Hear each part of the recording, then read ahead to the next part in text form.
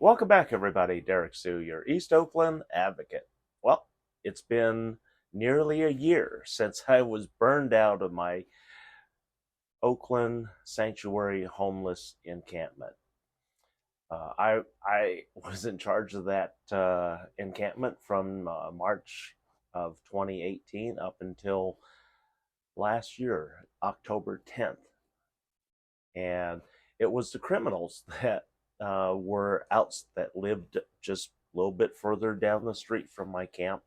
Uh, they had been threatening to burn me out for a number of weeks and months, and before that, there were 17 of them that had threatened to burn me out when I was at the far end of 77th Avenue. But I had always remained in charge of that encampment. But it's been a year, and so I'm going to fill you in on what's happened and what has happened, because it was interesting. Last year, uh, at this time, I was making plans on leaving the encampment, but I was planning on leaving under my terms because I had secured a reward, and the reward was going to start at the top of the year. And then once that reward started coming into the account, that gave me options on leaving the street. And so I already knew the figure that I had to work with, and so I started my search, my quest for looking for an apartment at that time, and knowing that I'd probably have to end up paying an awful lot for security deposit, because I had zero history of being a renter. And so that creates a real serious problem. While my credit is good, my history, my rental history, is non existent. And I haven't had a rental. The last time I had a rental was way back in 2009.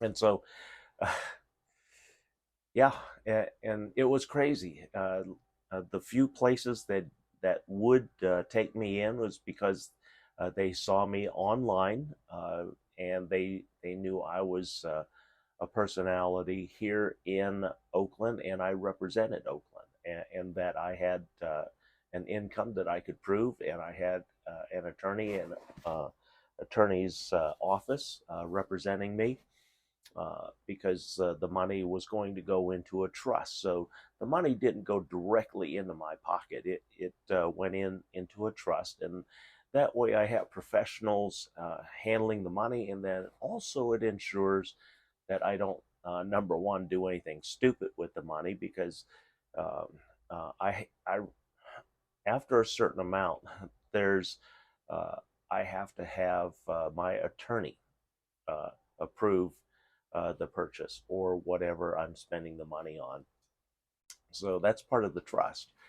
And it's a blind trust. So one of the nice things, it's not attached to my name, but I am one of the beneficiaries. And so it does not affect any of my current Social Security benefits or income. Uh, and that's the best part. And I don't have to worry about the taxes, because there's a tax accountant attached to the trust, and so there's audits that are done regularly.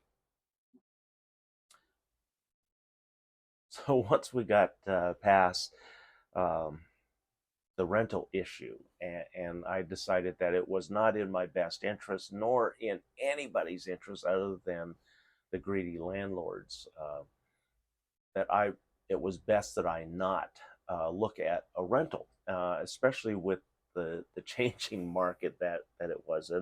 And here's the other thing: right at the top of the holidays, I started working with the city of Oakland, the homeless department, the folks there in the homeless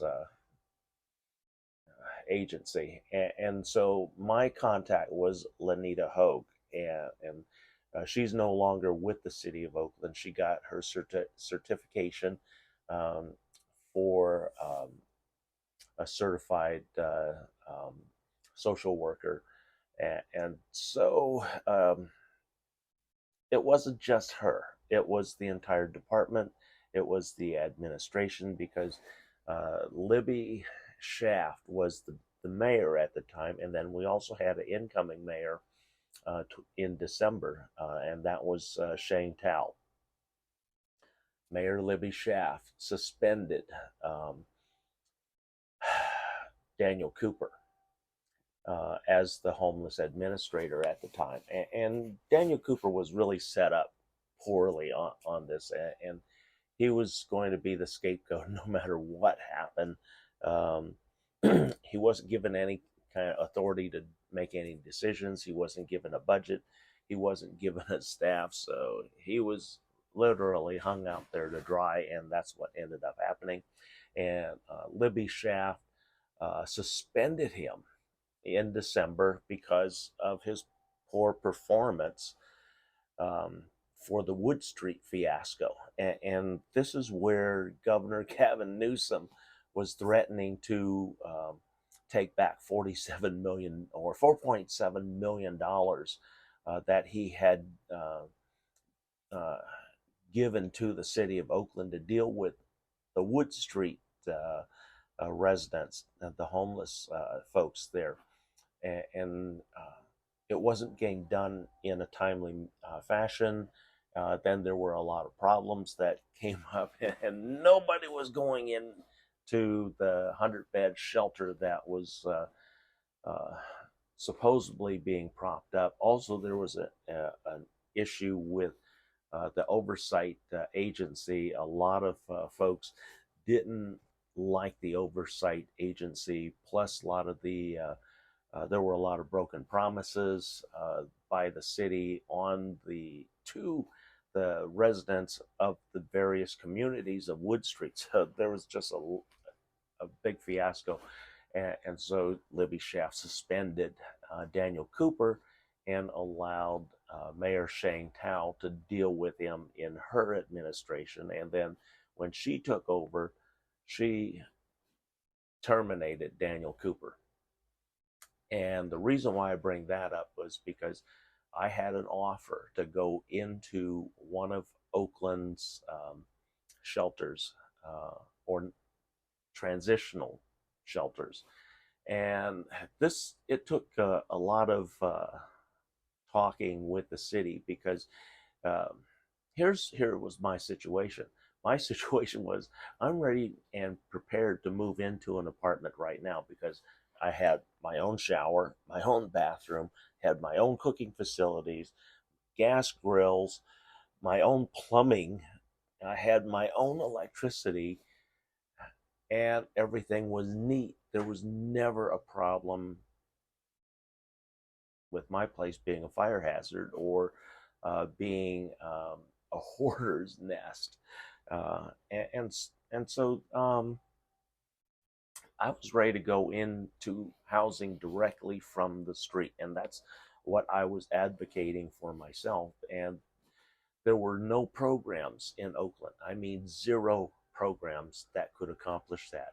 Everything, in order for me to get off the street, I had to go into one of their stupid transitional housing. And then that would be a setback for me, because number one, cooking is not allowed in any of the temporary um, housing situations. None. And I have special dietary needs. I cannot rely upon the food that is distributed in the Oakland and Alameda County programs. I have to have a cooking facility. And so I specifically asked for one of the Alameda County rooms, which would have been at the Days Hotel, or currently under the Radisson Hotel, because all of those are being converted into kitchenettes, kind of like Days Inn, or yeah, not Day, yeah, Day extended stay. kind of like extended stay. If you've ever been in an extended stay, there's a small cooktop, there's a sink, refrigerator, microwave, oven in the room, and it allows you to cook. And that's the kind of room that I was asking for. Yet they didn't get me into something like that, but they assured me that I could bring my own cooktop in and do some small cooking. And the other thing that was an issue was Mama, my big dog, 110-pound American bulldog. But they accepted that. And so I was all set to go in. And all I needed, Lanita needed to get the approval and sign off from Daniel Cooper. But Daniel Cooper, when Shane Tao took over the mayor's office at the top of January. That's when all of City of Oakland's problems really started. She terminated Daniel Cooper January 17th. So that ended any possibility of me going into the temporary housing situation that I asked for. That would have been only for a year because I had the money, I had the income, and I just needed that 1 year to buy me some time to assess the housing market, the rental market, and then get myself into something. That was my plan, uh, and that would have gotten me off the street. Uh, and that was right after I was burned out. So the city really did not come through, and the city does not come through for a lot of people, unfortunately. And the programs that they have, uh, you have to really work with all of these different programs. If you have credit issues, you have things that are on, on your record that prevent you from getting housing, it can be very difficult. Excuse me. But I don't have any of those. Like I said, I could go directly into housing. Already had my own kitchen, cooking facilities, my own refrigerator. I was even creating my own electricity, so I was my own PG&E. And yet, this is the Oakland and Alameda County programs do not prepare any person for independent living or self-sufficient living. Uh, they thrive on dependency. Uh, that you have to be dependent upon them for food, dependent upon them to pay your rent, dependent upon them to pay your water, electricity, and everything else. And then you're responsible for a small portion also, if you're in one of the county or city or county programs, and so you're not getting anything for free. And then if you were doing it or trying to do it like I was, it's very difficult, even with money, because in order for me to get into a place, I was looking at shelling out a minimum of $12,000 to $15,000 to get the go ahead for move in, and that's just not reasonable. That's the kind of money that you would look at for closing costs and purchasing. But even purchasing it is not right. The timing's not right now because it's so unpredictable. Uh, Market interest rates are up. If you're going to finance, I would not be financing. I'd be paying cash. But right now, the values are too high on homes. They've been overpriced for over a decade. When I had my home in the Grand Lake area back in the mid 2000s, home prices were insane. And at one point in 2005, I didn't even have a kitchen in my home yet in place, and my home had an insane valuation of $1 million with no kitchen. So that would have meant that you could that would have been about a mill two, at least a mill one in terms of homes back in 2005, 2006, once the kitchen was installed. So it, it's insane. And prices, inventory is very low, so that's why I'm not looking right now. But some of the really good things, I, as a lot of you know, I worked a lot with the law enforcement agencies to crack down on illegal cannabis here in East Oakland. We managed to shut down the majority, just about everything in East Oakland here, and many more. Oakland's still working with a lot of the tips that I gave them, and also ways that they can get search warrants without any kind of violations, and uh, simply having a helicopter going over and noting the addresses where there are generators, and then how you do that, you provide those tips to the Air Quality Control Board, Bay Area Air Quality Air Management District. And so if there's no permit on file for them to have a generator and it's operating, they can actually be cited on a daily basis. And the citation now, as I found out, is $75,000 per day. So it is substantial for running a generator illegally and not pulling the permits that are required by the local regional regulations. So we got rid of those. And the place that I was staying in was also one of those that was shut down by the city. And how they did that, they simply shut off the electricity. And then the owners tried to operate a generator. And again, the police helicopter saw the generator. They were notified and then started being cited, or received notification that they're going to be cited. So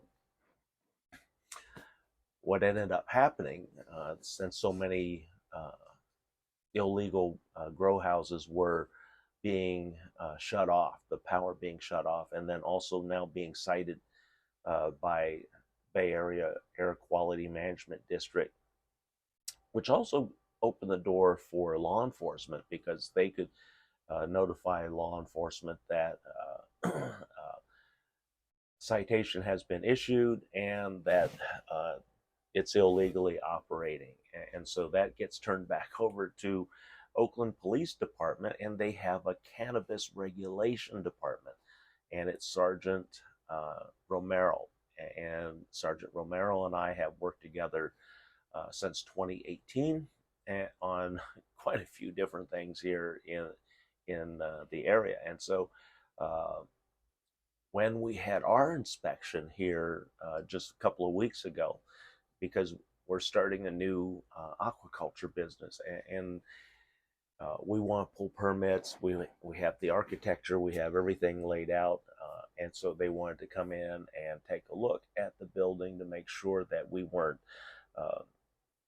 trying to hide it at an illegal grow as something else. And so they, one of the nice things is that for decades I have worked with the City of Oakland, the City of Oakland Building Department, and then also when I was managing the 77th Ave Rangers community, I worked with all the different fire marshals, Alameda County, City of Oakland, and so I knew a lot of the fire marshals there. I knew a lot of the building inspectors that would come out and occasionally talk to us about open flames and things like that. So it was really good having the inspection, because there was, out of 7 people there, only one person did not know me, and he was in a new department for the City of Oakland, and that's for specialty businesses. And aquaculture is considered a specialty business because there's a lot of regulations in it, And so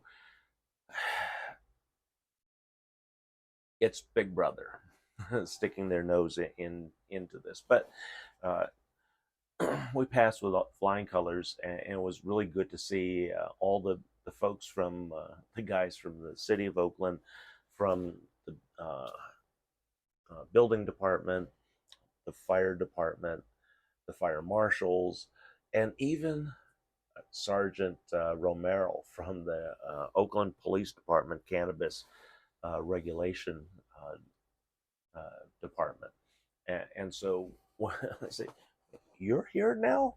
I said, "Yeah, I'm part of the business advisory group, and so I I'm here to help you in any way we can." And so we went through that, and one of the nice things, because they know me and they know my reputation, it was an advantage to that really made things go a lot smoother and without any difficulties. There are no violations, and we had enough fire extinguishers put up. We have uh, no odors or smells from the previous illegal business that was moved out, because we moved all of that equipment out, and realistically it wasn't worth anything, and so it's all being scrapped out, and that's happening all over the neighborhood. We've had quite a few uh, uh, large contractors out here tearing down the burned out building that was an illegal grow house that burned down back in 21 from illegal fireworks, and set that place on fire, but also some others that were also in the neighborhood, and stuff. But anyway, I'm now one of the business partners here for the proposed aquaculture business. And so one of the nice things about this business is that it offers a live work type situation, because somebody always has to be present for the water testing, the water filtration systems, and monitoring. So there's a lot of work here, and it is a 24-hour business. Uh, Not that I'm going to be working 24 hours, but it is a high demand business that has a lot of profitability in it, but it also has a lot of regulations. Uh, and along with growing the aquaculture, the water based farming, we're also going to be expanding into vertical farming, urban vertical farming. And so that's going to deal with some of the food desert out here in East Oakland, and we'll be doing hydroponics and also raising with indoor conditions. And so we'll be able to control all the growing conditions. We'll even be able to grow fruits and vegetables and that are seasonal, and we'll be able to grow those year round just by duplicating those seasonal conditions. And people will be able to visit these vertical farms, because these are going to be right here in East Oakland, and you're going to be able to harvest your own food directly from uh, the site, and you'll have the roots attached and everything. You'll be able to see how your food is growing, how much more nutritious it is. If there's no chemicals, there's no uh, harmful bacteria, germs, or E. coli, nothing like that to be introduced into these plants. And so they're in a very sterile and very safe indoor type of situation, where the growing environment is very conducive to the best possible growing conditions year round. And a lot of it operates with solar again. And so the solar investment we're talking about is nearly $100,000 in solar, but that will provide the energy that we need, rather than having to use PG&E or utility energy.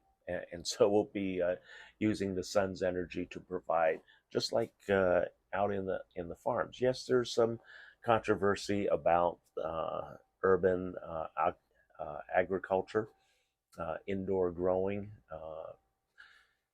because we don't use soil. And so that's upsetting some of the old traditional type of farming and farming methods. And so they're looking for ways and for any type of excuses to show that they are more advantageous than what we're doing.